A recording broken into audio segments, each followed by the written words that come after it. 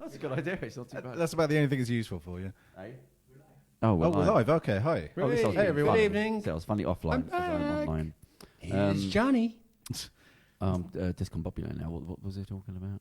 No, we might just get on. Movies. So John Higgins, you're back. I am, yes. How you doing? I'm very well, thank you. This has been building up to this show. Yeah, it's actually, this is probably my most... Close to that. This is actually my most... I'm really excited about this one because horror has been my genre since I was a teenager. I mean, even from a kid, really.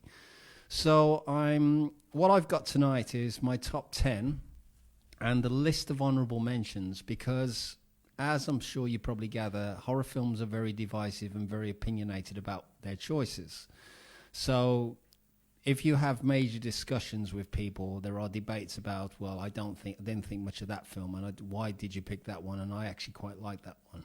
Has horror ever won an Oscar, or is it like science fiction never gets taken seriously? Well, Get Out.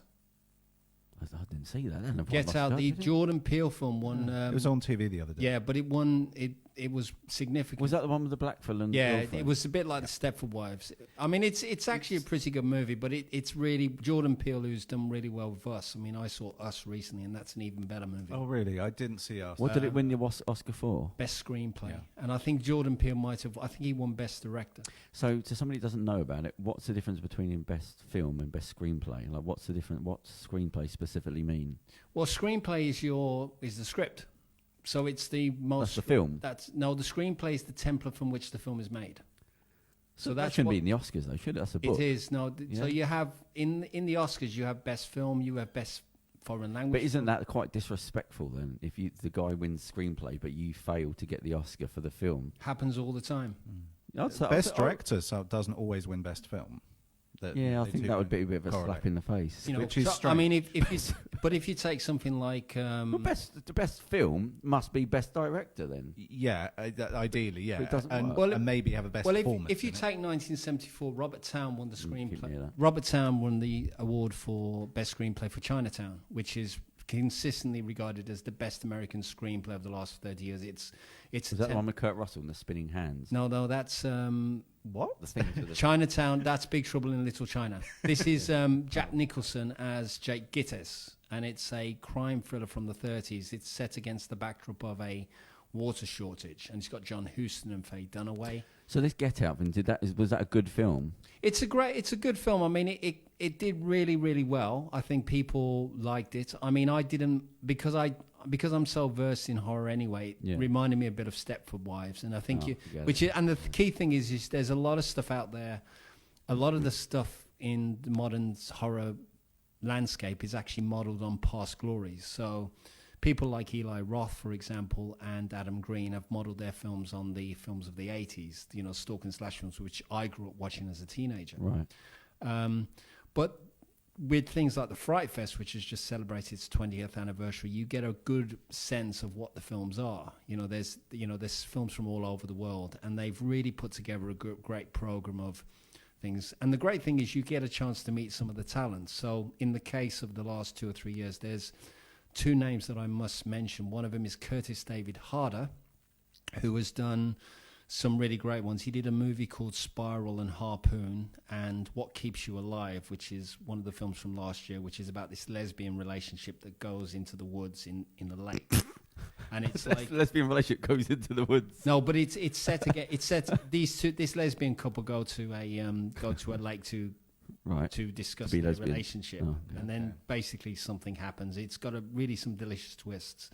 And then Jem Wexler, who is this female director, did a film called The Ranger, in which there's a psychotic ranger going after people in the woods. So again, a lot of it is modelled on past glories, but there's some interesting films coming out of other countries. Like Argentina had a great one called Ghost Killers, and there was this film. I'm trying to remember what it was, but it was about some of these students who were like ghost hunters, and they go to a school which is allegedly haunted, and they get stalked by this spectre, who sort of unleashes power and sort of almost goes after them and kills them in this school. So there's a lot. I mean, the genre sort of covers a lot of various ideas, and it's very, very healthy. I think the fan base is great, and I mean, with films like Get Out, that's really providing the. Was that a British film? No, it's American. Oh. And I mean the British actor. Daniel Kaluuya, I think. Kaluuya. I'm assuming that's the black fella. Yeah, I think he's English. Yeah. But it had, but it also had Catherine Keener in it as the she's like the matriarch, and she has a thing with the cup she uses, to hypnotize people. Okay. Have you seen it, Charles? Yeah. What would you think about it? I thought it was a very well-made film. Scary or not? It was interesting. It has the feel of something like an Outer Limits episode or Twilight. Yeah. Oh, there's a twisty thing. Is to that it? they go to this place and something's a bit off, and okay. he's like, something's a bit off here, and then he investigates and then reveals a strange. Well, let's see if it makes it into John's top 10. So the criteria for this is, just going back, I've picked 10 films which for me are the most memorable and the most influential, and they're also the ones that I can distinctly remember watching the first time around, where they literally scared me in some shape or form. So we're going to go straight into it, because I've got a lot of honourable mentions, but the top 10 goes like this. At number 10, Cannibal Holocaust, 1980. What? So I never saw this. Was this one of the what they banned? It was one of the original video nasties, and it's the only one that today, even in any kind of truncated form, is still worthy of the video nasty status, because it is a genuinely horrible, nasty film. Even for horror fans with strong stomachs, it is very, very strong. Can you get it now? You can. You can get it in an animal-friendly version.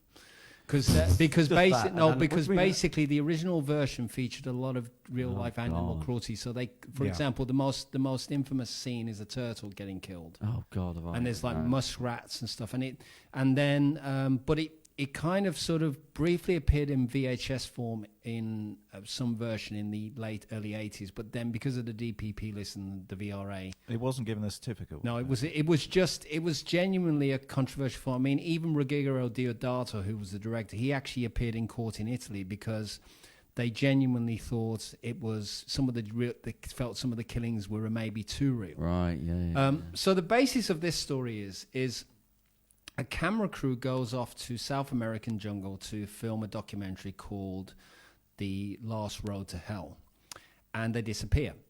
So a second team goes off to the jungle, and all they find are the film cans. Right. So the film cans are brought back. It's a found footage film. It's a found. So that's got to be quite early. I'll get to that. One of the first. Yeah, it was actually. If you want to talk about it, it's actually the most influential found footage film. So everything from Cloverfield to Wrecked, Quarantine to the Blair Witch Project. People talk about the Blair Witch about being a pioneer. It wasn't. It was influenced by Cannibal Holocaust. So they bring this footage back, and then they want to create a special called the Green Inferno. Showing this footage on a primetime slot. But the real-life footage proves to be incredibly brutal. And then, of course, then they change their minds about it. Right. What's significant about it is if you look at all the footage we watch on YouTube and everything else today, it's a very clever film for that reason, because of its controversial nature and because you don't leave it feeling the same as you did when you came in. It starts out tame, but I guarantee you by the end of it, you'll literally sort of... I mean, I was absolutely shell-shocked when I left. How old were you when you saw it? I saw it recently. I saw it about... But I mean, the first time when you... I didn't see it when it first came out. Oh, right. I knew of it. So you were shocked as an adult? I was shocked as an adult. And the thing is, it's got a very clever idea at the heart of it. So I would defy anybody not to kind of be angry about it, because... it's very well made, and also the found footage in it actually is kind of chaotic, and the camera kind of moves here and there. And then if you look at the Blair Witch Project, for example, the very end of the film, it's like that same thing again. And even things like Aliens, for example, the scenes where they go into where you have the cameras, the head cams. And today, for example, it's body cams and YouTube footage. You have happy slapping and stuff, and I'm not saying this was influenced that, but the concept of using the found footage concept is actually very potent. And it's, so why is it on your list? Is it because of the cultural impact? It's just a genuinely horrible film, and it's a genuinely No, it's that's what you want from a horror but film. It's though, isn't but it? that's Yeah? what I'm saying. Is it well made? It's a well-made horror film. Is there a story in there? That's the story. That's what I just said. I just think it's. But I mean, is it a good story, or am I it's an interesting idea, and I think the way that, because a lot of the video nasties from that time are actually very poorly staged. You can tell that they're makeup effects. This one, because of the technicalities of it, actually makes it more potent. So so it's well made. It's a well-made movie, and I like it for that reason. Yeah. Okay, so that was number 10. Now, number 9 is Richard Donner's original 1976 version of The Omen. The original Omen from 1976. So I haven't seen this. Don't know. Is this the one where the thing falls off the church? Yeah, it's where the kids on the bike. The kid's on the bike and he falls down. I've got nothing else. But it's actually the pioneer of film for the creative death. Now, I first saw this the day before I went back to second year secondary school. It was like September 1981. And I just remember it was one of those films I was allowed. I wanted to stay up and watch it. Have you seen it, Charles? Yeah, a long time ago. Right, so give us the storyline, basically. So the basic story is Gregory Peck and Lee Remick play Robert and Catherine Thorne, and Robert Thorne's just been appointed ambassador to Great Britain. But his wife has just miscarried, and this priest offers him a baby who was born at the same time. So nothing unusual about that. The problem is the baby just happens to be the devil. Right. Okay. And does the priest know? The priest knows. Right. Okay. But there's no. The whole thing is. So what happens is on his 5th birthday, they have a party, and the nanny hangs herself. And then this replacement nanny played by Billy Whitelaw called Mrs. Baylock turns up, and it turns out that she's the guardian of the devil because she's trying to sort of nurture him through. Right. Okay. Yeah, so essentially, what it is, they want to protect the devil kid. So why does she kill herself if she's protecting the baby? Well, she doesn't kill herself. She's actually protecting the kid. So she. Yeah. So why would she be killed? Well, that's later on in the film. Right, okay. Sorry, spoiler alert. Yeah. If you haven't seen it since the 70s, mate, it's probably not. But the thing is, there are about 2 or 3 sequences in it that really stand out. First, the one that I love the most is actually the scene in the safari park with the baboons. Oh, well, what happens? And basically, Kathy, Thorne, and Damien go off to the safari park, and they're actually driving through the baboon enclosure. Yeah. And the baboons suddenly go wild. Right. And the story goes that they couldn't get the baboons to react the way they should have done. So what the animal handler did was he said, place one of the baboons in the car with Lee Remick and Harvey Stevens. Right. Yeah. So basically that changes. Animals. So when you watch it, it's so cleverly edited by Stuart Baird. Yeah. It's like they all leap out, and it's quite a scary sequence because it's so intensely, and it's based on reaction. So the editing actually does that really well. And then the most famous. Hold on, hang on. So they put the. To sort of create the proper reaction of the baboons going doolally because it's the kids in the car. They put a baboon in the car itself, in the car with it. So, because if they saw that the baboon was in the car, they would sort of react badly because the outside one. Yeah. You're not filming the inside baboon. So the monkeys get jealous because they see another monkey in the car. So that was the other great scene. But then there's the and then of course there's the decapitation sequence with David Warner, with the glass, the horizontal glass, which was again was a wonderful edited sequence because the way. According to the documentary, Richard Donner said, look, what you do is you try and... People are looking, they look away. They're looking, they look away. And then they just turn just as the decapitation's happening. It's still happening. So they cleverly edited that way to make the impact. When will people look back? Yeah. That's when we could decapitate. Yeah. Okay. And what's also significant is indirectly, because of its success, it actually helped 20th Century Fox to finance Star Wars. Because it was released the year before Star Wars, and because of the amount of money it made, it cost about $2.5 million to make, but it made millions at the American box office. Right. So Fox, when they were deciding whether to take a chance on Star Wars, Alan Ladd Jr., who was the president of Fox at that time, they took a chance on it. The Fox is in Fox News? 20th Century Fox. Oh, not Fox. Okay, right. Well, it is. Fox News is 20th Century Fox. Is it really? It's the same company? Yeah, oh, bloody hell. Rupert Murdoch and all that. Yeah. Oh, God. So it was followed by 2 decent sequels, Damien Omen 2, which made Damien as a teenager, and he lives in Chicago with his uncle and aunt, which is William Holden and Lee Grant as Richard and Anne Thorne. And then there's a few great scenes. The memorable one is they have a sequence in an elevator where somebody's split in half by a wire that goes down the shaft. Oh, Jesus. And there's a drowning and there's a really shocking drowning in the ice and stuff. And there's a sequence where a reporter is on an open road and this raven sort of attacks her and blinds her, and then she gets hit by a truck. So is that 2? That's 2. And then the final conflict is where Sam Neill, in one of his early roles, he plays Damien Thorne, and then he becomes ambassador to Great Britain again, but he's after the presidency. Right. And he's the devil. He's still the devil. And then there's kind of like a subplot involving killing every kid born on a certain time, which is quite it's pretty good. And Vic Armstrong was one of the stunt people on it, and there's a few sequences he was involved with that. So right, so that's number 8. That's number 9. Now number 8 is the original version of The Evil Dead.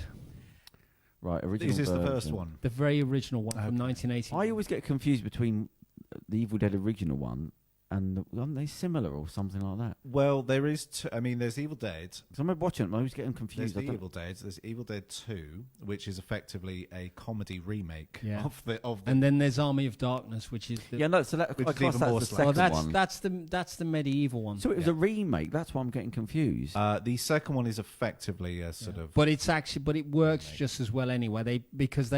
The first one had comic elements, but the second one's even funnier because of the possessed hand. There's a scene. And what did they do then? So they just they copied, but they thought, it made a load of money. Let's do it again. Or was it a different film? Well, the original Evil Dead actually was bigger in Europe than it was in America. Same people. So Sam Raimi, when it was released originally in 1983, it was actually one of Palace Pictures' first ever releases. Right. Okay. And at the time of it was originally going to be released in November 1982, and they reviewed it, and everybody said this is brilliant, this is great. I mean, Stephen King described it as the most ferociously original horror film of the year, so he got an element. But to tie in with the release, they actually delayed it by about 3 months to tie in with a release in February of 1983. It sets House Records of the Prince Charles. It was the most watched VHS title in 1983. There was another Video Nasty as well, wasn't it? It was controversial, but it was released, I think, but they edited it. It was cut for the cinema, but I remember watching when I first saw it. I remember watching it on early 1983 because it was very hard to get hold of a VHS copy because every single library around where I lived, you looked around, and then we found when we looked at the bottom of our row, we had a garage which had video cassettes, and it was there, so we got it there. Yeah. But it was it defined for me that a great period in my life because I watched between 1982 and 84. I was really an avid VHS viewer, and horror films were part of that thing. So there's other ones on there, but it was just a wonderfully silly, wonderfully funny, haunted house fantasy. Basically, the story is 5 youths go off to a cabin in the Tennessee backwoods, and they discover that's not been done since. They discover a tape recorder, which this professor has been using it. Yeah, to I remember that. Some of the evil spirits. To that. And then basically, one of the guys, Ash Bruce Campbell, plays it again, and then they recite it, and then all of a sudden the demons come and happen, and they get taken down one by one, and it's just it's quite intense in the gore, but it's just very, very funny at the same time. So as a comedy horror, it's just intense, and the way that he goes like one of the people who've turned actually gets her head partly in the front. He goes, "Oh, thank you. I wouldn't have known what I would have done if you hadn't pulled me away from those hot coals." And then she stabs him in the...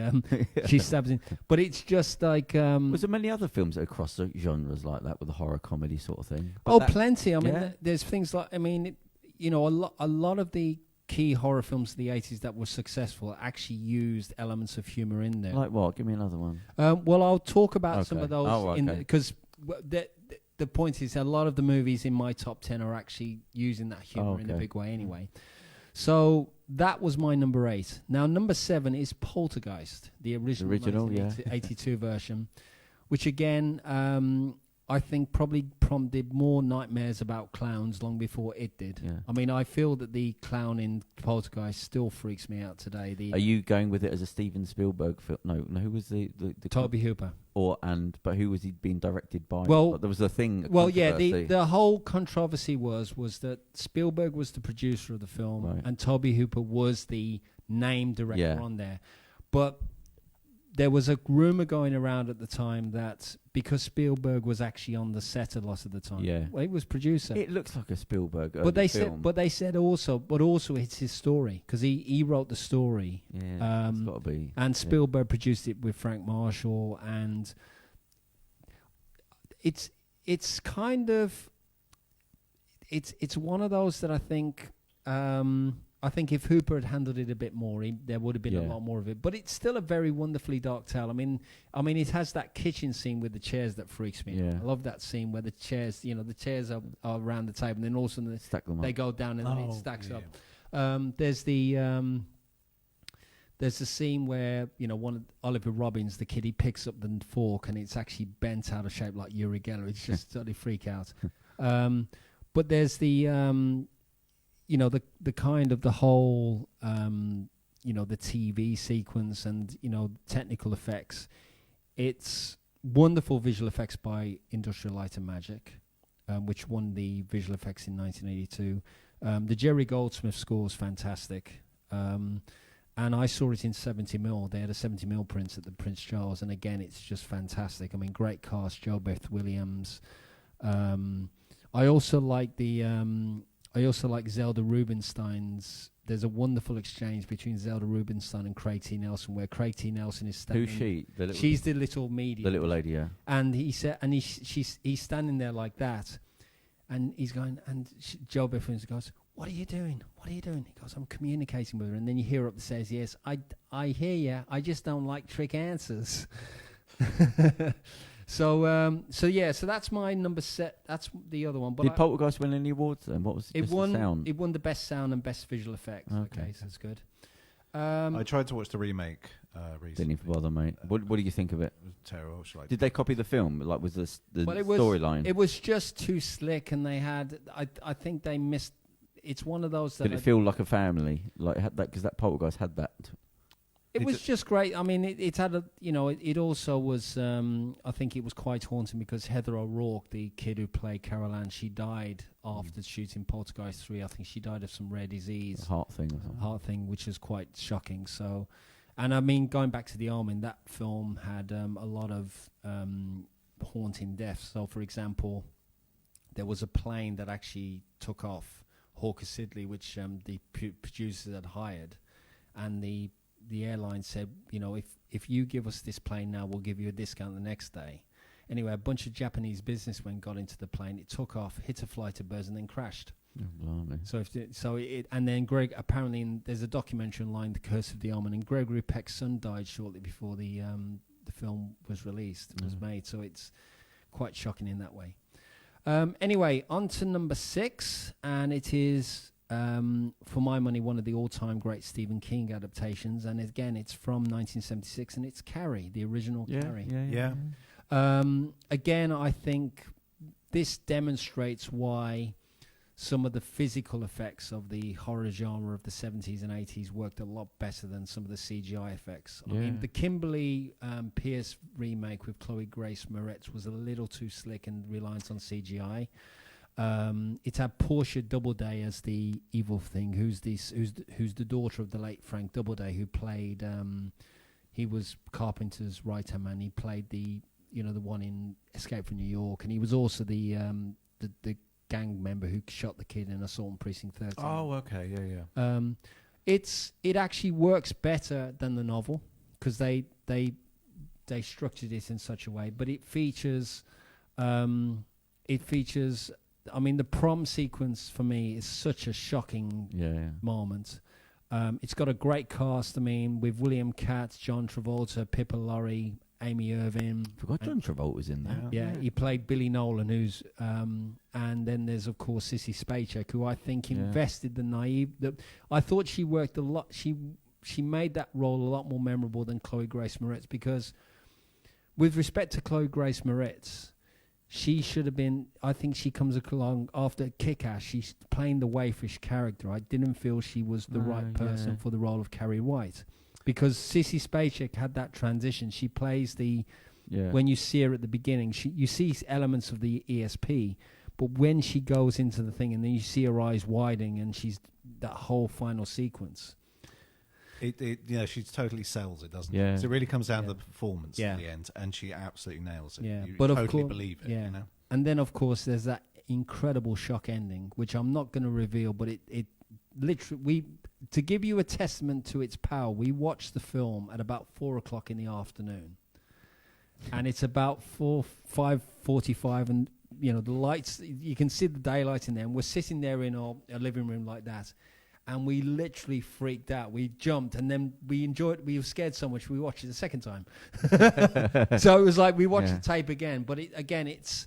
I think in terms of the King adaptations, I think it's one of the most masterful ones. And it was, of course, his second novel. Was it that film that was where the wife, he'd thrown it in the bin and the wife had taken it? It was that film. Yeah, Stephen King had written it. If you read one of the introductions, so the story goes, Stephen King had been writing this thing, and Tabitha said... His wife. He'd shoved it in the bin, and then she took it out, brushed off the cigarette ash and stuff, and said, look, you've got to carry on writing this. So he actually did it as a favour to his wife. He said he loved it so much. So that was... so it's memorable for... the locker room sequence at the beginning in the high-speed camera where all the women are in... it's real sexual fantasy and stuff. And then there's the sequence where, Carrie has her first period, and then that's like quite, it sort of encapsulates the essence of real bad bullying and torture. Well, that's what he said the wife liked about it. He's actually picked up on something there. Well, according to King's introduction, he said it was based on two freaky kids at school. He said it was based on, he said that he modelled it on a couple of kids that he actually... didn't. Charles, do you want to take that off? It's starting to annoy you. No, I'll keep it. Okay. I'll keep it. It's all good. So that's my number 6. And now number 5, I'm going to be going for the very first and original Texas Chainsaw Massacre. Oh, so a lot of originals. You've been because again, and another video nasty too. Well, no, what's significant about this film is that I've actually seen it in every format. I've seen it on Super 8, 16mm. VHS, 35, DVD. And what's Blu-ray. The best? I think they're all good. The 4K. I had the pleasure. I had the pleasure of meeting Toby Hooper. Who's who? He's the director of the film. Okay. He was the total film icon at the Fright Fest in 2010. So they had a special screening of Texas Chainsaw Massacre and also Eggshells, his first film, which was this kind of weird. It was a weird kind of post-war Vietnam thing, but it was an experimental film which nobody could understand. But they did the great thing with the remastered Texas Chainsaw Massacre. They really did a good job of heightening some of the, this is one of the virtues of good digital. It really heightened some of the imagery, so you could actually see the silhouette of the house. You can see the dark. Right. So they did. It felt like it was watching. You were watching it for the first time. But again, I first saw this when I was about 11 years old. What year did it come out? It came out in 1974. Oh, the 70s were for horror, mate. Weren't they? All these. So basically, it's in a nutshell. The story is this: 5 youths. Here we go again. Five youths. Those damn teens in the woods again. Five youths decide to go and visit. There's grave robbing in Texas, and 5 youths go and visit this graveyard to make sure the actual grave's okay. Oh, okay. So they stop off at a gas station, and on the way they pick up a hitchhiker who proceeds to cut his hands and stuff, and then they break down and visit an old house. But then 2 of them take a detour and end up outside this other house where they meet the cannibal family, right? Which includes Leatherface, who is this thing. And then he has a chainsaw and he cuts up one of them, but it's all masked. It's based on the real life exploits of Ed Gein, who inspired Robert Bloch's Psycho. And the way it was done, they kind of did it in a semi-documentary. So in the film, there's a roll-up, and it says allegedly these events took place on August the 18th, 1973. It's all fake. It's all kind of, essentially a lot of the story is based on the horrible Wisconsin mass murder. Oh, really? Thing. Okay. The joke goes, apparently, in 1972, in Christmas, Toby Hooper was trapped in a hardware store, and he came across a row of chainsaws, and he said, the only way I'm going to get out of this is if I take one of those chainsaws and cut my way through. So an idea came out of that, and then he took that idea and then the Ed Gein idea, combined it to make Chainsaw. I had heard, I don't know, if it's somewhere, the scene where they're sat down for a meal. Yeah. And that scene there where they sat down for the meal, the actors were like ready to quit, so they had to sort of film it in one day because there was a sewage place near. Yeah. Because it was incredible. What was the story? It was incredible heat. Yeah. I mean, the actual original opening in one, so the story goes, is they had a lot of rotting cattle, and that was it. Yeah. They were going to put them on the road, to the signifieds. But the problem was with all the stench from everything, because they were really up against the elements. It was incredibly hot. I mean, Texas is an incredibly hot place in the thing, and then. There was. I mean, the other story was that Bryanston, who were the original production company, was actually run by the mafia. Oh, okay. So the legend goes is that none of the actors ever saw any profits, even though it made over 100 million. And apparently, so the story goes, although it's unsubstantiated, the mafia were responsible for it. It spawned a really great sequel, Texas Chainsaw Massacre 2. Again, another example of a comedy sequel on a. But it's actually, really good. It's it has a great opening. I mean, and it kind of taps into whole yuppie stuff of the 80s, and you've got Dennis Hopper as this who's out for revenge for Sally and Franklin, two of the original members. Dennis Hopper with two chainsaws. Yes, because it's a sequel. He's the lunatic. You have to go up. But it also has some wonderful. I mean, Leatherface is back even better than he is, but also it's got Chop Top, who's wearing a Sonny Bono wig. But there's if you ever get a chance, go and get hold of the limited edition 3-disc set, which has the booklet and also has some of the deleted scenes. So there's a scene in a underpass and stuff, but it's got a booklet on the film. It's got eggshells that's short on one of the other discs as well. And it was part of a 3-picture deal with Canon, which Toby Hooper had. He also did Life Force, which was which has become such a cool thing, in which vampires come from space and sort of obliterate London. Space vampires. Yeah. Is Canon still going? No. Didn't get bought out by. It went into bankruptcy in the 90s, and then there was, of course, another one. There was a rarely seen remake of Invaders from Mars, which was a 1950s film, which I have seen, and it's okay, but it doesn't hold a candle to the original. Okay, it didn't really do anything more, really, didn't it? It didn't really. Well, it didn't need to be because it didn't expand it. Well, it was the problem was I think the Canon group were very. Menachem Golan and Yoram Globus were very kind of particular on cutting corners. So I think the original vision of Texas Chainsaw Massacre 2 was a much broader vision and much more broad comic. But then I think what happened was Menachem Golan wanted the gore, and they wanted it to be a standard exploitation horror film. And L.M. Kit Carson, who was the writer on it, who did Paris, Texas, for example, he had written this, what turned out to be a really interesting comment on 80s, in much the same way that the 70s was about Vietnam and everything else.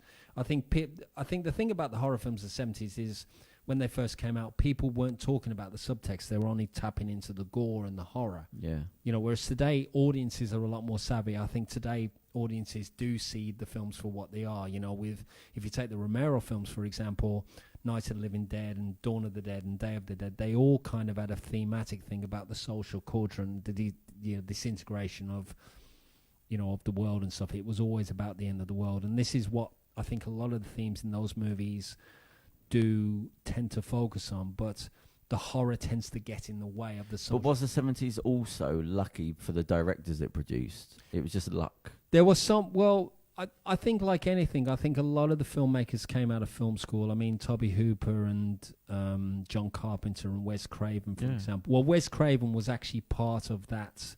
Wes Craven was part of the underground 42nd Street films of the 70s, which will then lead me into my next one in a minute. Oh, okay. And I think we'll go on to that, which is Friday the 13th. So what are we on now? What number 4? Number 4, Friday the 13th, yeah. So Sean Cunningham did this movie, so the story goes. If you read the excellent Peter Brack book, Crystal Lake Memories, which is the definitive compendium, encyclopedia and compendium of the whole history of Friday the 13th, he created it because he wanted to pay some college bills and stuff. And he took out an ad in Variety saying the scariest film ever made, Friday the 13th. And the phones were ringing off the hook because he didn't have a movie. But he wanted to conceive it. So when did it come out on Halloween? No, it came out in 1980. No, I mean the month. When would it have come out on Halloween? It came out in May of 1980. Oh, okay.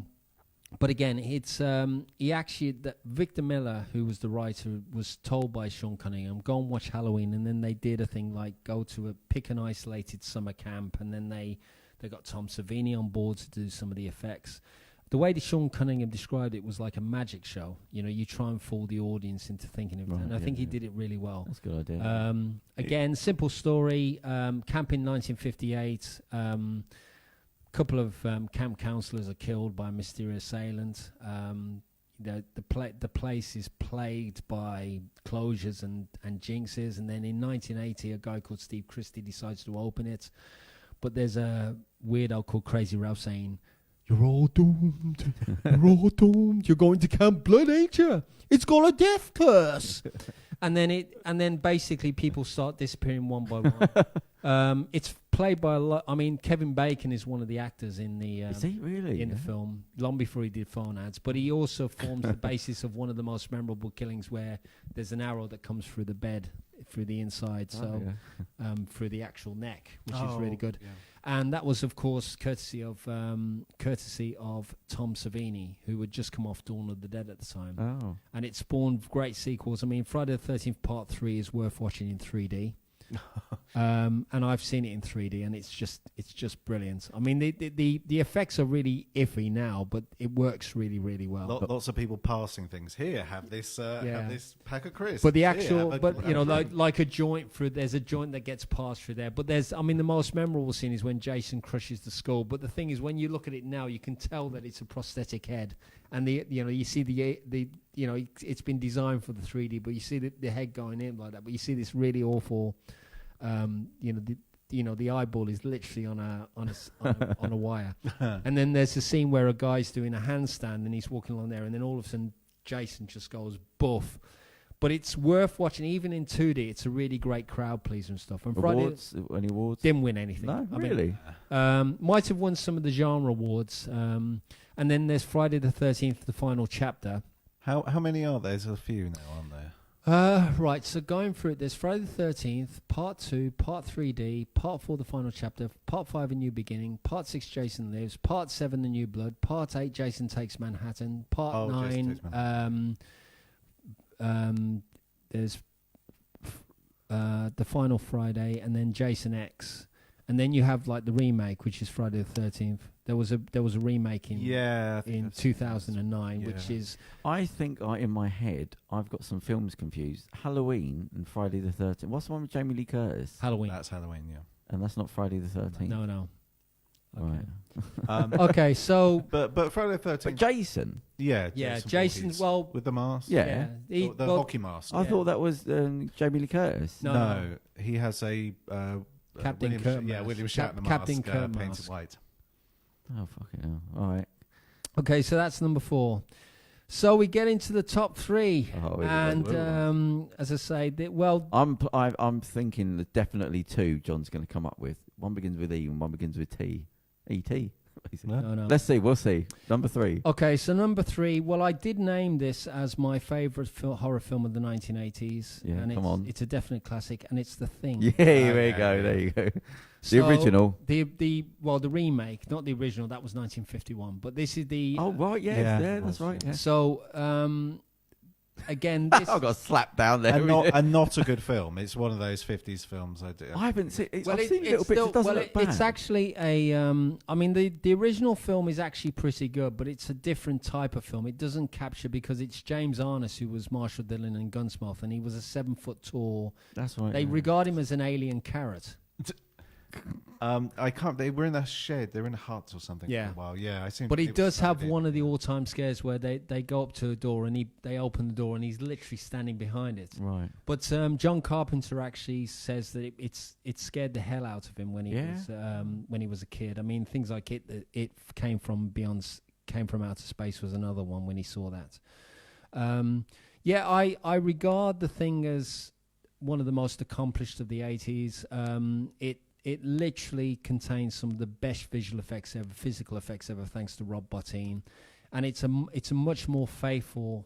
Who was he special effects wise at that time? Because they were good for that time. Had he been like a long established? Well, Rob Bottin had just done a film which he did a film just before then called The Howling. Oh yeah, werewolf film. So again, so him and Rick Baker and Stan Winston. Stan Winston actually has a brief credit on The Thing. He did some of the work on The Thing, but he didn't want to take anything. Why? Well, ultimately it was Rob Bottin's show. I mean, if you watch the Terror Take Shape documentary on The Thing DVD, Stan Winston openly admits, he said, "Look, I'm happy to have done some work, but it's Rob Bottin's show." Right, okay. So he'd done a lot of these really interesting effects because the original John W. Campbell book, Who That Goes Where, is about an alien organism that takes on the physical appearance of its victims. So the idea was John Carpenter went back to the original source material, and it was written and adapted by Bill Lancaster, who was Burt Lancaster's son. Oh, right.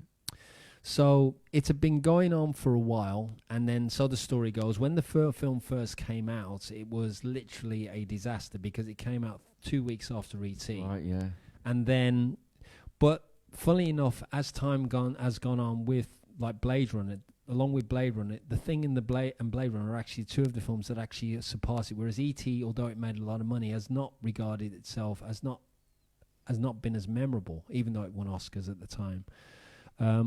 But I think it's a very interesting claustrophobic film, very accomplished. I like it's an intriguing thing. I mean, the dog and the spider thing. That dog should have won an Oscar. Yeah. Because even now if I watch it, I go, that dog, that's creepy, and I don't know why. Yeah. It's like looking, I go, what is it doing? I'm scared of it. What was amazing was I was always fascinated by when they started building the set for the thing up at Stewart's near British Columbia. They actually built it in an open plan where there was no snow, and then they actually allowed the snow to fall. So that scene is they built it. If you watch the documentary, they built it, and then the snow came in, and that's how they created the Antarctica thing. And it's. But that properly holds up that film. It still does. It's one of the even the effects. It's one of the most intellectual things. Okay, granted, the computer simulation in it does kind of. I mean, I saw it in 70mm at the Prince Charles, and again, people laughed at the computer simulation, but that's only partly because the computer technology at the time was there. Yeah. But that said, the actual makeup and gore effects, I think, for my money, are among the best. I mean, the scene where the head sort of that's the bit, and then the tongue, and then that bit with the tongue actually sort of attaching itself, and then it becomes that spider, and then you have David Clennon saying, "You've got to be fucking dude." Yeah. That sort of that's the perfect thing for that, because he just like, you're one of the audience going, "You've got to be fucking." But the great thing is you have 12 great performances. The performances of everybody in that cast, everybody like even Donald Moffat and Richard Dysart and especially Wilford Brimley, who goes absolutely crazy, and he's sort of, and you've got all the other cast members in there as well. And Kurt Russell, I think he holds the thing together because he adopts some really nice cynical stuff. And you've got Keith David, who is as Charles, who's very much hot-headed and stuff. And then you have all these sequences where, it really starts taking shape, and the claustrophobia kicks in. Yeah. I think the mistake they made at the time was should have been released in the autumn, it should have because they were trying to make it like a summer blockbuster like Alien, and it's not Alien. It's a totally different film. I heard that the director made the studio pay for 2 weeks beforehand to get everybody together to just live together for 2 weeks. They sort of have that sort of. They wanted the speaking over each other and relaxing. Sort of thing. The funny thing is when they shot over at Stewart's in British Columbia, a lot of the locals were taking exception to the cast taking the women away. Because there used to be a few fights and stuff, and I was reading an interview where because it was an all male cast, and of course Stewart it was in the middle of nowhere, and so Carpenter said in an interview that the locals were getting really bad because the local women were taking the set and things sort of them. So that anyway, that's did that wing it? Oh no, it didn't. But it's I think its success is down to the fact that it's now the most. What are the rules for the thing Alien now? I can't remember. It can replicate on touch. The thing Alien. It's the thing is like the metal. It doesn't do metal because from the earring thing of the second one, it can't. Missing earring. That's how she knows that he's not a. The second film, the remake version. Prequel. He hasn't got the earring in or something, hasn't he? I'm trying to remember now, but so I can't remember what the rules. Can it just whatever it has to touch something? It has to be It has to be alone with somebody in a room to physically assimilate it. So, for example, I thought it had to touch it. Well, I think you might be thinking T1000. No, I thought that was it because somebody. But the Alsatian licks the guy at the start. He does, but that's a real subtle thing. But I think we get the first sense with the dog. When the dog's in the cage with the other dog, and he's just sitting there like that, and all of a sudden the head splits. Right, it hasn't touched the dogs at that point. Yeah. Okay. But then you have Blair who says to the dog handler and says, how long were you in the room with the dog? Right. I mean to say it was only put in there, and he was wandering around. So you kind of get a sense now that it sort of becomes a really uncomfortable scene about them because they're because you suddenly realise, well, this is actually a really thing that it's something within. It's a bad thing. It's genuine. It's like AIDS. It's like and I think Carpenter picked on. He said in the interviews that he said, well, actually, it's representative of like, it could be representative of AIDS or all of the diseases. Yeah. And I think that's what people are uncomfortable about. Whereas if you look at Alien, for example, it's a physical. You could remove alien, yourself away from it, and teeth and stuff like that. So that's my number 3. So my number 2, and it's another John Carpenter, and it is The Fog. Oh, really? The 1979 version of The Fog, which I describe as a nightcap film. Where whenever this is on TV late at night on one of the channels, I will happily switch it on. Right. So I have not seen The Fog. Go for it. Ghost Pirates. Okay, a town called Antonio. A town called Antonio Bay is celebrating its 100th birthday. Okay, and between 12 o'clock and 1 o'clock, things start happening. The town goes crazy. All of a sudden, a fog bank starts appearing, and essentially, there was 100 years ago, a clipper ship called the Elizabeth Dame collided on the shore, and everybody died. Right, drowned. Yeah. So the legend goes that when the fog returns to Antonio Bay, the people happen. So what then happens is people turn up, and Jamie Lee Curtis, and Tom Atkins, and Charles Cyphers, they're celebrating it. But there's a priest who basically is reading a book, which is the journal of a former Father Malone, who he reads out, said apparently there's a thing. And it turns out that the actual birthday is not a celebration, but it's an honouring of murders. Okay, right. So the fog just literally starts. Did you say Jamie Lee Curtis was in it? Yeah, she's in it. Yeah. Right. So she's like a hitchhiker. Before Friday Halloween. It was after Halloween. Okay. It was the film after Halloween. Right. Okay. And essentially, it's just got some really funny. I mean, my favourite dialogue exchange in it is is on the boat where one of the boats on the Seagrass, he goes, "She's got to be kidding." There's a DJ called Stevie Wayne. So Stevie Wayne saying, "Oh, hey there, mateys, to the Seagrass. There's a fog bank coming here." He goes, "That woman, she's telling a lie. That's not a fog bank out there." And then a minute later, the fog bank appears. He goes, "Hey, there's a fog bank out there." And then essentially, the Elizabeth Dane appears in the fog, and then all of some people are getting like hooks in their thing and knifed away. So every time the fog appears, people start happening, and then it sort of builds to a really great crescendo towards the end. And fog shouldn't be scary, but it genuinely works in this movie. And that was remade as well, wasn't it? It was remade, not as good. It was another film like When a Stranger Calls that just didn't work into. Were they all trapped in a supermarket? No, that was the had a weird twist at the end. Yeah, where the guy shot somebody. Yeah, he killed. That was The Mist. That was The Mist. Oh. Yeah. No, the cloud. Slightly less. So, one down from the fog. Just a few other things about this. It's one of the most beautifully shot horror films of all time. Dean Cundey. There's a beautiful shot in the film which I love, where Adrienne Barbeau, Stevie Wayne, her son is actually on the beach looking for stuff, and he picks up a piece of wood, which is actually from the Dane, which plays an insignificant part in a key thing. But there's a shot where it cuts to a shot of the house that they're in, and you see the reflections of the clouds on top of it, and it just, the mist changes and stuff.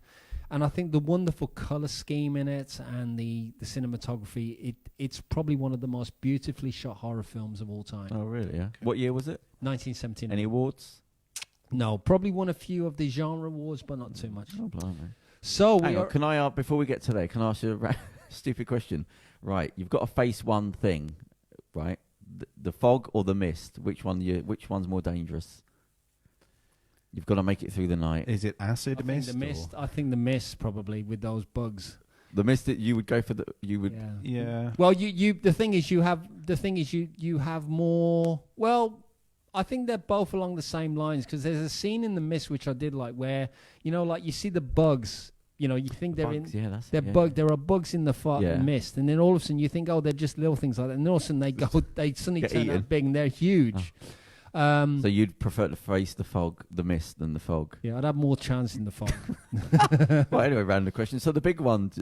Okay, I'm hoping the letter E comes into this. Okay, well, to be honest with you, John. I don't think there is another film. I don't think there's any other choice than this one, because it's gotta be. It is the movie that, for me, started it off for me.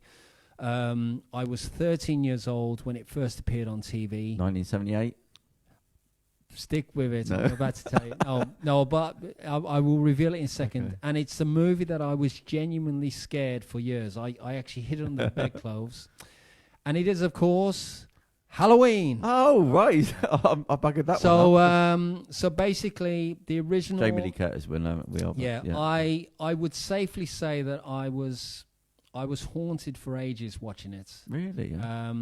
Because it was just so real. I mean, it was the shadows and the music and the theme and those opening sequence. I mean, the very first sequence where the camera's panning around the house into the thing, you have the shots. But it's also the following sequence where Donald Pleasance and Nancy Stevens are on their way to pick up Michael Myers from the thing. And there's a really haunting shot where it says, here we are, and the rain's pouring. And then you see the figures in the walking around in the mental institution outside. But then all of a sudden it cuts to the daylight in Halloween. And then of course there's that sequence where Jamie Lee Curtis, PJ Souls and Nancy Loomis are walking down the street, and then literally you see Michael Myers standing, and then he walks just to the left into the bush. But there's just scenes where every single time the shape appears, it's so weird. Like even when Laurie Strode walks with Tommy Doyle to the house, and actually she's going. You see the viewpoint of her walking towards the house, and literally you see this, and you hear this breathing, and all of a sudden he suddenly leaps in there, and then there's that dung.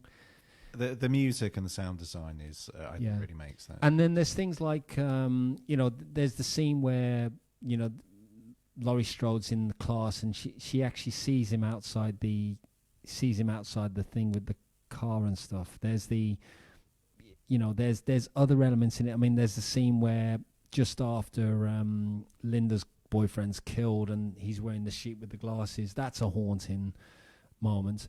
It actually was the cover of John McCarthy's Splatter Movies, which was the first horror film book I ever read. What was the cover? It's called Splatter Movies Breaking the Last Taboo. If you ever get a chance, try and seek this out on Amazon. It's a great book because it was the first book that introduced me to people about like Romero and Herschel Gordon Lewis. Herschel Gordon Lewis was the godfather of gore. It's a bio book. It's a series of chapters about the whole history of it. It was everything leading up to 1982, and I one of the first editions.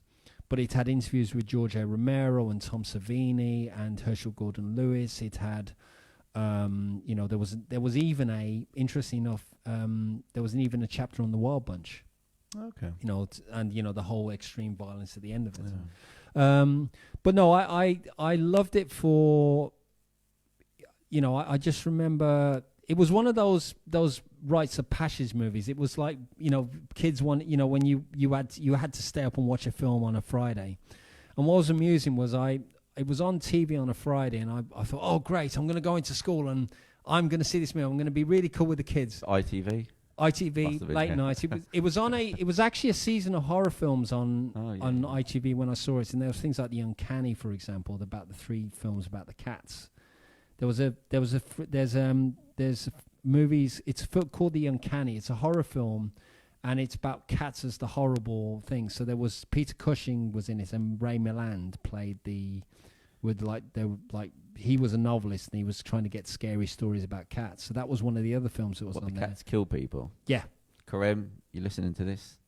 The horror film about cats. The very first. Okay, the first tale in this film. The first tale in this film is basically there's 2 workers with this old lady, and she has a whole load of cats. And what it is, they want to get this will from this safe in there. So the trouble is the cats sort of know what they're doing, because they try and they kill the old lady, but then the cats are all kind of going to see. You see cats scratching the thing.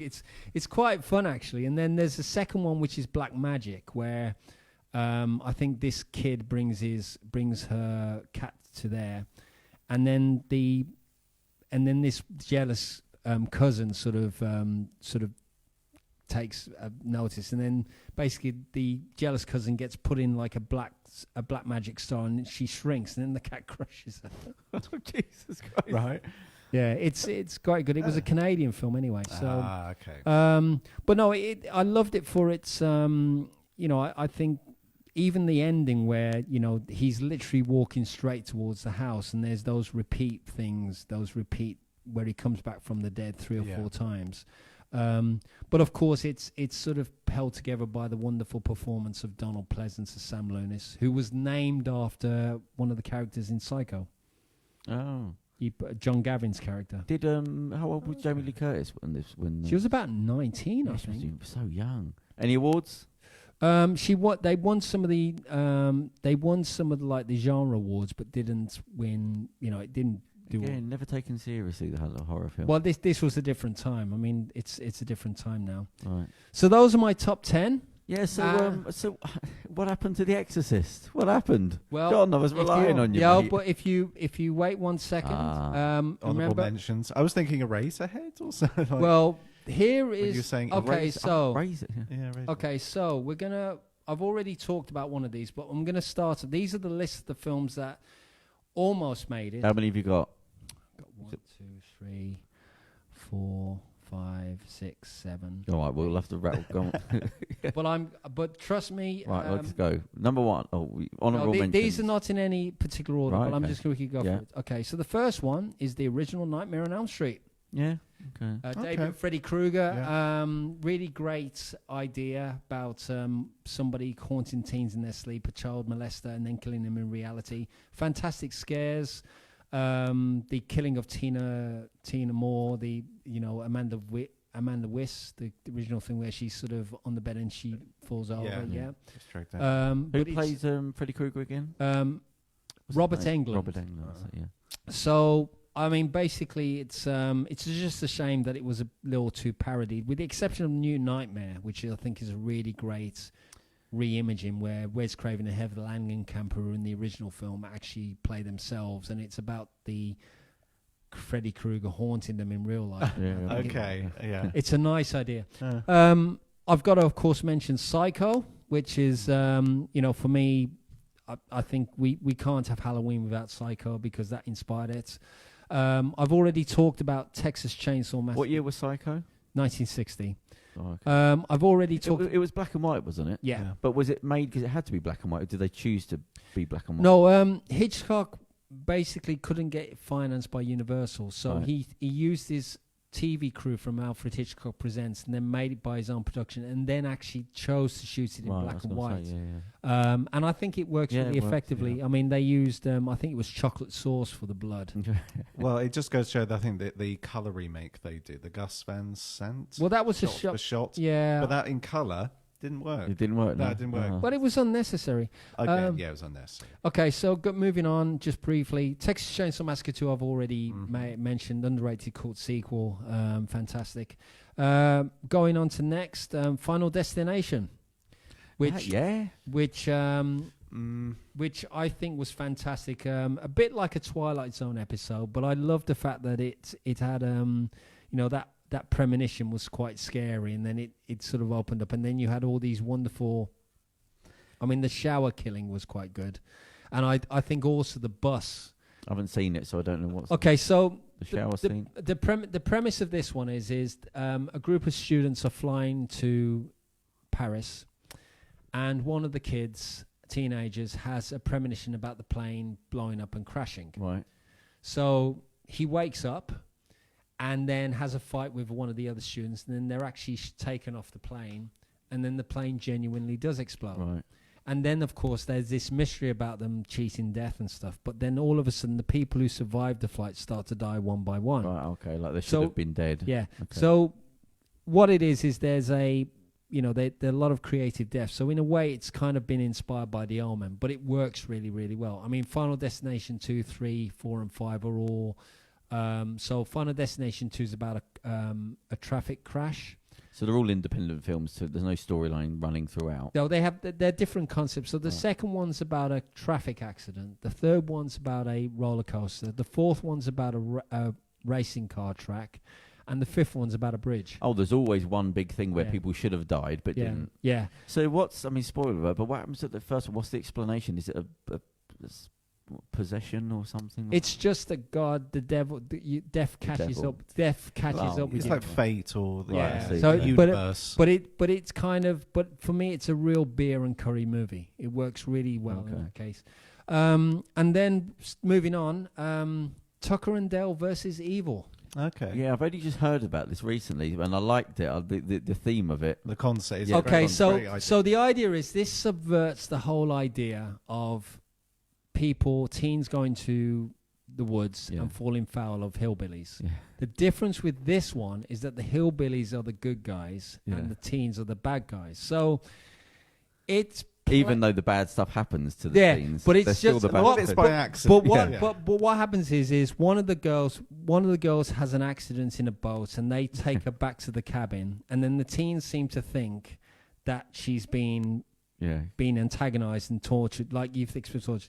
So there's a sequence where one of them picks up a chainsaw and actually they're trying to do up their cabin. So they're just normal people going off to do their cabin. So the first inkling that something really funny is happening is so he uses the chainsaw in the log, but there's a beehive in the actual thing. So the beehive suddenly explodes, and all of a sudden, like chainsaw, he's waving his thing around. He's suddenly screaming, chainsaw around. But the best moment, bar none, and it's the one that is the money moment, is where the girl and Tucker and Dale are sort of digging something, and they think he's digging a grave. Tucker and Dale, the hillbillies. Yeah, the hillbillies. So they're digging it. So of course they've got a wood chipper. So all of a sudden, one of the guys is coming around. He's going after Tucker. All of a sudden, he ducks. He leaps over and ends up head first into the wood chipper. So of course that he's trying to push. He's trying to pull the thing out, and it's like he pulls out, and then suddenly a cop turns up, and he goes, "Oh, you've ruined the bloody wood chipper." But it's just it really was one of it's for my money my favorite film at Fright Fest, and I remember going to see it when it was at Fright Fest, and I think it prompted more reaction than anything. It was a very original story. Who was the directors for it? I'm trying to remember now, but what have they gone on to do? I think that was their main one anyway. That was it, really? But it was a fun movie that kind of was fun scares and fun horror, and the gore effects were great. I mean, the wood chipper sequence is just hilarious. But then there's, as the story goes on, I mean, there's one sequence where one of the teens, the girl who's kidnapped, she's actually like a psychology major, and they're trying to have like a psychological evaluation to sort of go through, well, we're going to have a nice chat here. And it's fun for that reason. So it subverts the whole expectation of what horror is anyway. So that's another of them. I am going to mention The Exorcist. Come on. Good stuff. I had to mention it. This is why I said to you that I was going to, the honourable mentions list there. I'm going to include it because... Was it 74 or 73. Oh, 73. For me, it's kind of... I don't think it has the impact for me as it used to. I think it's more of a psychological film. And I think because the different stories, like I think there are 3 stories in it. There's the story of Father Merrin, the exorcist of the title, who actually has come back to face Pazuzu, like the whole sequence in Iraq. There's Chris and Reagan McNeil, the possessed kid, and then there's Father Karras, who's the troubled thing. But I like it for its psychological and theoretical stuff in there. The fact that it plays it for real. It plays it straight, doesn't it? And I like the fact that the physicality and some of the amazing effects done by Dick Smith. I think it's a lesson to any of the modern filmmakers that, you know, you need to have more physical stuff because it's more... filmed in a fridge to get the steam? Yeah, there's a lot of interesting things in there. I mean, I heard a lot of people who passed out watching it was from the blood scene in the hospital. Yeah. Because people had reacted to the blood because he got people to do the stuff with her. Yeah, if they were real medical people. Well, the scene where they actually put where Reagan has been doing for tests. I mean, that scene is quite bad where they stick the thing in there, and then you see the blood spurting out. Yeah. But that was the intention of William Friedkin. He wanted to make it more like a real life horror film. So, and I mean things like Tubular Bells. I mean the head turning sequence. I mean, I like it as a movie. I mean, the sequel, The Exorcist 2, I think was very... I mean, the only thing that comes out of watching Exorcist 2 is the locusts. The Ennio Morricone score as well. And then Exorcist 3, which is kind of, which is not a bad movie. I mean, I like Exorcist 3. It was based on Legion. It wasn't an Exorcist. I think it was something different, wasn't it? No, it was The Exorcist 3, and Father Karras is the devil in there. I haven't seen it for ages, but it's and then there was, of course, 2. But who wrote Legion then? William Peter Blatty. Oh, so it's okay. And then there were, of course, 2 prequels. There was Dominion prequel to The Exorcist, which was I think Stellan Skarsgård. They were kind of the early days of Father Merrin. Okay, so that's that one.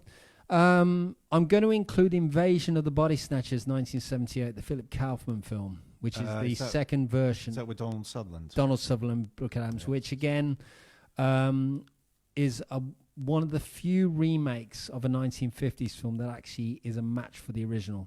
I actually saw recently the 1993 version, Abel Ferrara's version, Body Snatchers, which had Gabrielle Anwar, who was the girl who tangled with Al Pacino in there. And the difference is they used like military thing, but it captured it in a good way. It wasn't terrible, that one. It was okay, but the 78s was but I liked it because it kind of reflected the Watergate paranoia, and I liked the I liked the idea, like The Thing. It was a very simple thing of the plants, and then the plants sort of are like spores, and at the very beginning there's a teacher who sort of goes, go and take these flowers and take them home to your parents.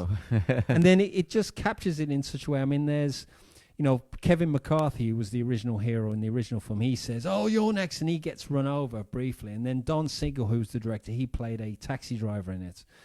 But it's, again, I love the atmosphere, very, very well put together, the light and shadow and the dark and stuff, and that final image is haunting. Yeah, to be honest. Yeah. So that's another one. Now moving on, I've got to include The Wicker Man, the original version, 1972. I'm surprised that wasn't in the forget the Nicolas Cage version. This one, when I first saw it, I didn't quite get it. But then, as time's gone on, when I watch it now, I mean, if reading it differently, I mean, the whole thing about this kind of game that they play with Sergeant Howie, Edward Woodward's character, who goes off to Summerisle to investigate the disappearance of a girl. It's just one of those things where it does get under your skin, because you have Britt Etligan and then the naked orgy in the thing, and it's just so bizarre. And you have like everybody wearing the the bizarre costumes, and then it builds that really interesting kind of payoff at the end. I've just realised that's a real knockoff from Midsummer, like the recent one. Oh, that's the nude scene, the dressing up, effectively Midsummer is, when you see the post, that was the thing about Midsummer. It was people homaged the Wicker Man for that reason. It was literally. I saw the trailer for that, and I just thought, oh, that's the Wicker Man. And I was like, I don't need to see that anymore, because I've seen the Wicker Man. I'm going to just sidetrack, because the Wicker Man actually influenced a TV series that scared the living crap out of me. I think I might have mentioned it before. Children of the Stones. From 1977. I was 8 years old when that was on TV, and I watched about 2 episodes and literally had nightmares. And I finally got round to watching it recently. And I was trying to understand what it was about the actual thing that scared me, because there's a picture on the wall, and there's a salamander in the corner, and the fire and the image really sort of struck me. And I remember going to bed that night after the second episode, and I was literally going, Mom, help me. And then my mum and dad said, right, you're not watching Children of the Stones.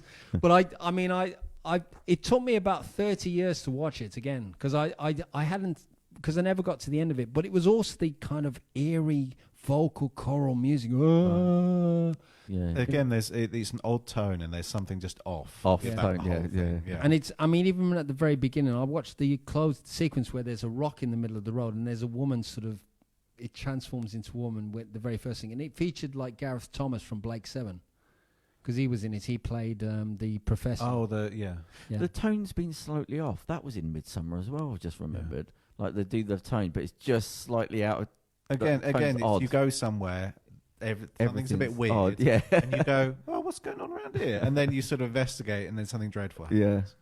Okay, so I've mentioned the next, I'm going to sort of bring the next two together because they're both similar and they came around the same time. I'm going to bring together The Howling and American Werewolf in London. Oh, right. Okay. Same time. Which one, American Werewolf first? They were about the same time. American Werewolf, I think came out just before The Howling, but the American Werewolf for me is like, what I loved about it was that it was one of these American movies where Americans turned up, and it actually kept the groundedness of the Englishness. So when they go to the Yorkshire Moors and stuff. But I love it not just for the transformation, but also for that wonderful nightmare that David Norton has, where he's in the house, and all of a sudden, like they're watching the Muppet Show, and then they open the door, and these neo-Nazis come and shoot everything. Yeah, forgot about that. And it's just like it scared me the first time round, but I love the the transformation because it was done in camera, and Rick Baker's fantastic, and it's just because you, like with Poltergeist. And this is where I feel it's much harder now to sort of, because you have access to CGI now, it's very difficult to do physical in-camera stuff anyway. It's difficult to know, well, how do you do the tricks? This is why, going back to what we're talking about, why the films of the 70s are better is because, or with the 80s, because the visual effects are so well physical and put together. So with things like Halloween, The Fog, The Thing... Friday the 13th, they were all physical effects. The Evil Dead was homemade visual effects. Oh, really? And it's a testament because there's a real magic to that transformation sequence, because again, it's certain cuts, but you're also seeing the general shot as well, because you're seeing David Norton on the ground, and you're seeing he's screaming, and then all of a sudden it cuts to certain shots like the face going out and stuff like that. So it's such a great, and it's just a. What music's playing when that's happening? It doesn't fit with it, does it? It's quite an upbeat song. Is it Bad Moon Rising or? Oh, Blue Moon? No, Blue Moon's at the end, but is Bad Moon Rising happens at the Bad Moon Rising? No, Bad Moon Rising's actually. I know Moondance plays when David Norton and Jenny Agutter are actually getting it on in the shower. Oh. I think it's something like Bad Moon Rising or something. I'll have to watch it again. Okay. So moving on to The Howling, what's great about this one is all the characters are played by the directors of all the characters' names are based on the werewolf directors of the 30s and 40s. Oh, really?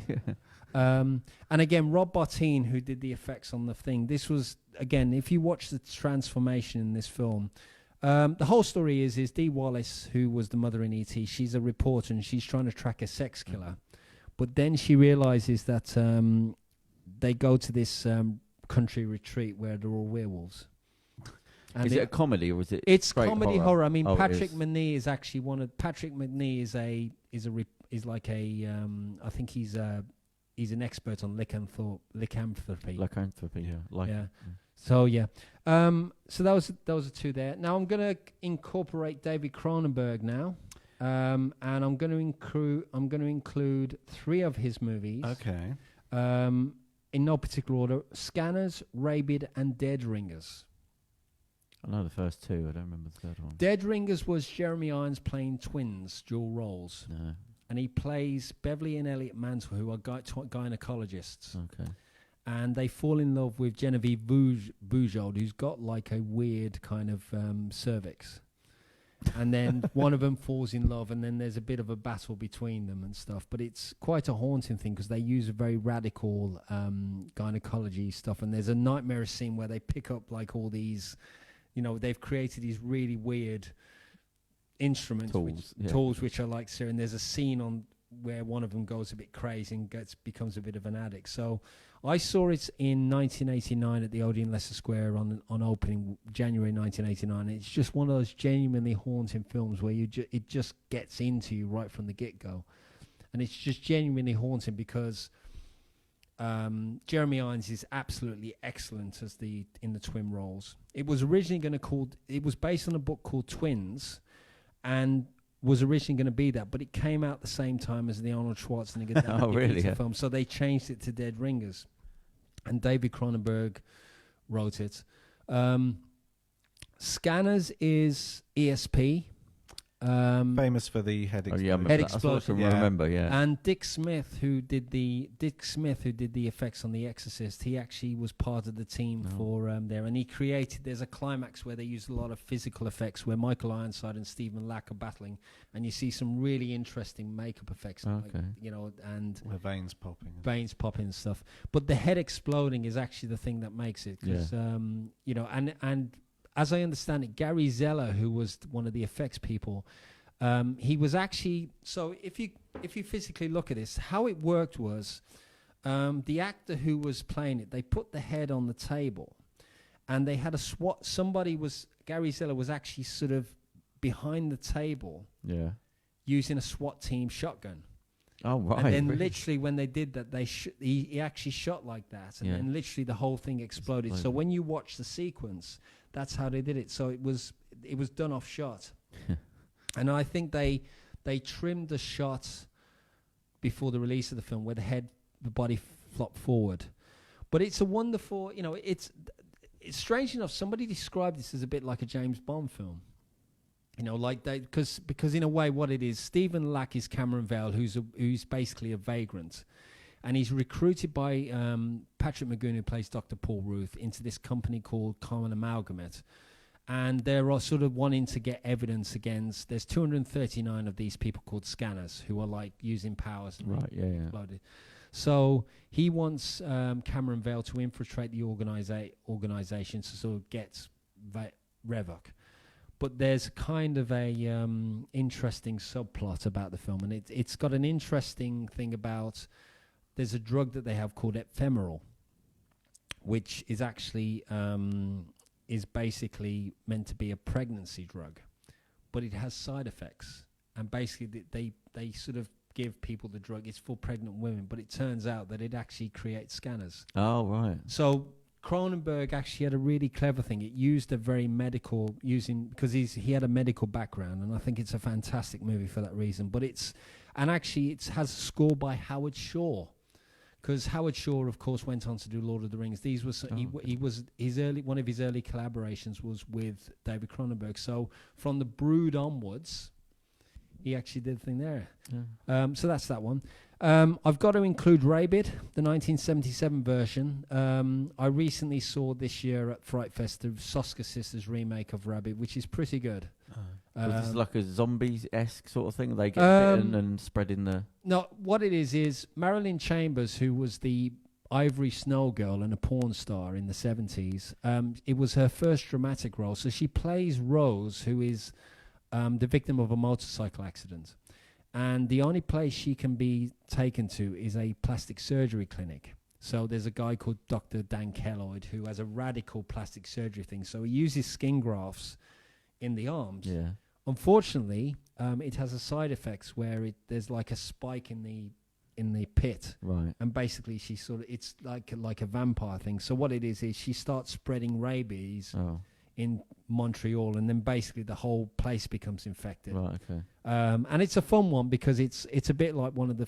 if you think of things like 28 Days Later and that kind of saga, that's good anyway. So that's another one. It wouldn't be a horror list of mine and honourable mentions without at least a mention of one Italian horror film, and in this case it is The Beyond, Lucio Fulci's 1981 film. What's this now? Which one is that? The Seven Doors of Death, the New Orleans Hotel. Oh. So in a nutshell, in 1927 there's a warlock called Schweik who paints pictures in this New Orleans hotel, and he says, this hotel's on the Seven Doors of Death, and they torture him with acid and stuff. Anyway, cut to 1981, a woman played by Catherine McCall inherits the hotel, and weird things happen. So the basement sort of, people from the past start happening, and then the local hospital starts having zombies and stuff like that.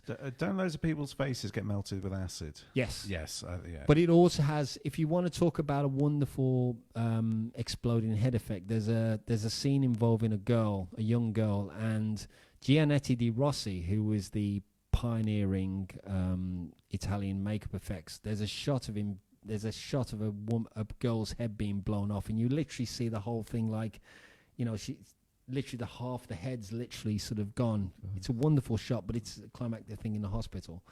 So that's one that I had to include. I'm going to include Henry Portrait of a Serial Killer, the original 1985 film which John McNaughton did, which really was the first ever modern serial killer film. What's the guy's name? Michael Rooker. Yeah, Michael Rooker, yeah. Now, I saw this at the Scala Cinema in 1990. It was uncut. It was a first run. Scala did a lot of first run stuff. And it's actually an extraordinary achievement. It's a low-budget movie right from the get-go with the images of dead women and a soundtrack of dead women. But it's notable for two sequences. The first one is the killing of a TV repairman. Because in a nutshell, Henry turns up at this brother and sister's house played by Tracy Arnold and Tom Towles and Otis and Becky. And Tom Towles basically is sort of sweet-talked with Henry to sort of go on the rampage and go on a killing run. So they go to a TV sales, like an independent TV thing, and decide they want to buy a TV. But they only have $50. So they could only get a black and white TV, but they wanted a color. So of course they stab the, I shouldn't be laughing, but they stab the TV repairman, and they throw a TV on top of him, and Henry says, "Oh, let's plug it in," and like there's a moment like that anyway. But then they nick a video recorder, and then they videotape one of their acts. It will make you think twice about what you're watching, but when you think of in the context of films like Silence of the Lambs, California, it actually happened about 5 years before Silence of the Lambs came out, when Thomas Harris stuff was going on. I mean, it was languishing in distribution hell for a while because it was unrated in the States. It was only when in 1989, 1990, when the local festivals were starting to pick up on it. Yeah. And then it built, and then we got it in 91, 92. So that's that one. I'm going to include a double bill now, which is two films from 1981, which is The Funhouse and My Bloody Valentine.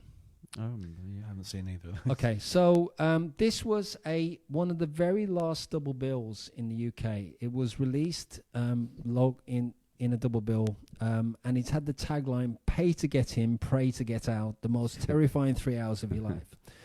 So the Funhouse is based on a novel in part by Dean R. Kuntz, who published under a pseudonym of Owen West, and it's basically 4 teenagers who get locked in a funhouse and have to fight to survive. My Bloody Valentine is a Canadian film that actually capitalizes on the Halloween, post-Halloween slasher thing, which was basically there was an accident in a mine and people with a gas mask, and then basically the killer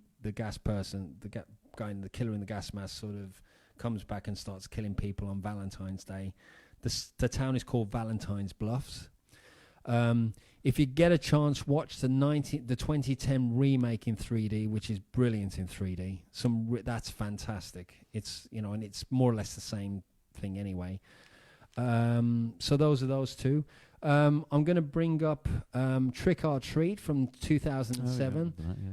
This was, for my money, the best Halloween film since Halloween. It's an anthology of 4 tales, a bit like Creepshow, but it's mercifully short, but it's wonderful because it encompasses everything about the jack-o'-lanterns and werewolves, and it's weirdness in a small town. Brian Cox is in it. Okay, love it, Brian. And the thing about it is we couldn't understand why this film didn't get a theatrical release. It was Bryan Singer produced it, and it got a screening at Fright Fest, and everybody raved about it. It was wonderful to see it on the big screen. So that was another one. I've got to talk about the greatest TV horror movie ever made, and that is Tobe Hooper's superior adaptation of Salem's Lot. The 1979 version with David Soul. This is a landmark film. This is actually a landmark film in horror TV history because it is, without question, it is a genuine classic, which actually works better as a film than it does as a book. Oh, okay. A lot more in there. I mean, Kurt Barlow, the actual scene with the kid floating to the window and tapping on it before he gets his friend is there. It's got a great cast with David Soul, Lou Ayres, Jeffrey Lewis, who's the father of Juliette Lewis. It's got George DeZunder. They did a theatrical version for about a 2-hour theatrical version, which I did see, but it actually cut out a lot of the emphasis on some of the subplots, which didn't work in the theatrical version. The 3-hour version, the original version, is a fantastic. Tobe Hooper directed it, but it's just fantastic. Really, vampires in a small town, and I loved it for that reason. Nice, yeah. Okay, I'm going to bring a documentary into the list now, a thing called Terror in the Isles. This was a fun documentary from 1984 starring Donald Pleasence and Nancy Allen, which is an excuse to watch a lot of classic clips. I've got a Blu-ray American copy of Halloween 2, and it appears as an extra. It's a 90-minute documentary. And essentially, Donald Pleasence and Nancy Allen are in a thing saying, well, when the lights go down in a theatre. And it shows clips, everything from The Shining through to like Halloween and Texas Chainsaw. So it's an anthology and all. It's just a fun documentary. And I just had to mention that one there anyway. Right, we've got one more then, John. We've got to wrap up. So choose one. Okay, so what shall I pick? What shall I pick out of them? I'll just give you I'm going to just summarize it, pick one, but the others that were on the list, we didn't have time to list. The Blob, 1988. The remake of The Blob, Last House on the Left, 1972. What Keeps You Alive, 2018. And I've got to mention that Halloween sequel from last year. Right. But it's supposed to be quite good, actually. I liked it. Yeah. But the one that I will mention in this honorable mentions is Day of the Dead, 1985. I was wondering if you were going to do a Dead. So that to me is my favourite of the Romero films. Just the supermarket. No, it's the military bunker. That's the bunker. The military bunker. Oh right, yeah. I just think I liked it for that reason because it was underground, and I liked it because the claustrophobia, and I like Bub. When he shoots Joseph Pullen. And it's truly grotesque as well. I mean, it really is. I mean, he wanted to do a really big film about zombies, and they cut the budget, so he had to do it enclosed. But it also features one of my favorite lines from the helicopter, the black helicopter pilot. He goes, I'm staying here, and I'll even keep the motor running. But the first sign of trouble, if I go around, if I see any trouble and you're not on, well, you're going to have a really bad afternoon. So that's just a rough idea. Again, I apologize if I missed something off there, but I just felt, this to me was probably as comprehensive a list as I could have done that.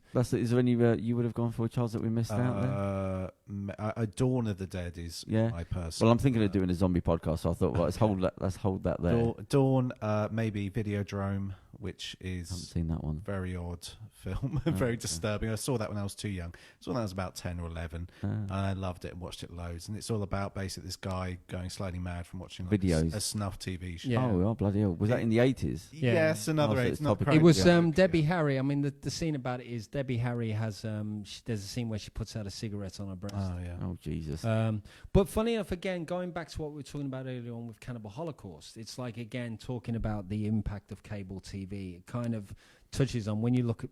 Funny enough, now with Freeview and stuff, it's like it's about somebody going, like he says, it's got some great visual effects by Rick Baker. I think the scene, the other thing is there's a scene where he sticks like Cronenberg did that bodily horror stuff, and then there's that scene where the gun comes through the television. Oh. And he puts his head in the TV and he literally has like sex with the television. Oh Jesus! Yeah, it's pretty weird. Yeah. Right. Well, that was their Halloween movie podcast.